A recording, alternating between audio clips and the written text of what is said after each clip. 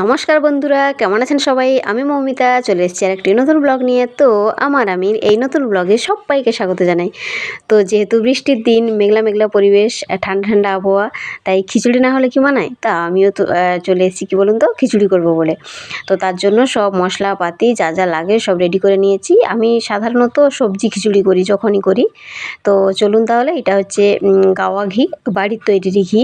তো তার জন্য আমি কী করেছি, প্রেশারে খিচুড়িটা করব, ওই জন্য গ্যাসে প্রেশারটা বসিয়ে দিয়েছি। তো বসিয়ে দিয়ে ঘি দিয়ে দিয়েছি 2 চামচ। ঘি দিয়ে করে ওটা গরম হয়ে যেতে ফোড়ন দিয়ে দিলাম আর পেঁয়াজ কুচি দিয়ে দিলাম। তারপরে কাঁচা লঙ্কাগুলো চিড়ে করে রেখেছিলাম ওগুলোকে দিয়ে দিলাম আর একটুখানি আদা দিয়ে দিয়েছি, ঠিক আছে? দিয়ে এবার সুন্দর করে নাড়াচাড়া করে নেব। নাড়াচাড়া করার পর হলুদ, জিরে গুঁড়ো আর ধনে গুঁড়ো দিয়ে দেবো।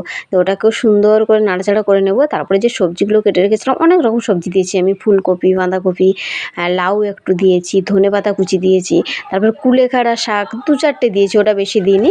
তো এগুলো দিয়েছি। তারপরে সুন্দর করে নাড়াচাড়া করে নিয়ে নুন দিয়ে দিলাম পরিমাণ মতো, ঠিক আছে?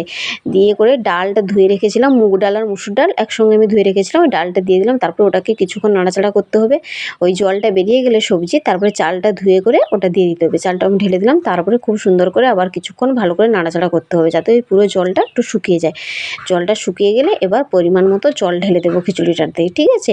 আর জল ঢেলে দিয়ে আবার ভালো করে সুন্দর করে নাড়াচাড়া করে নিতে হবে। একটুখানি চিনি দিয়েছি, অল্প একটুখানি স্বাদ আনার জন্য। তো আমার হয়ে গেল। এবার আমি একটু জলটা দিয়ে দেখে নেব যে নুনটা ঠিকমতো হয়েছে কিনা। যদি লাগে দেবেন, যদি না লাগার তাহলে দেওয়ার দরকার নেই। এবার ঢাকনা দিয়ে দেবো। ঢাকনা দিয়ে করে 10 মিনিট মতো ওটাকে মোটামুটি মাঝারি ফ্লেমে রাখবো, খুব হাই ফ্লেমে নয়। তারপরে 2 কি 3টে সিটি আসলে নামিয়ে নেব। এই যে রেডি খিচুড়ি। কেমন হয়েছে জানাবেন।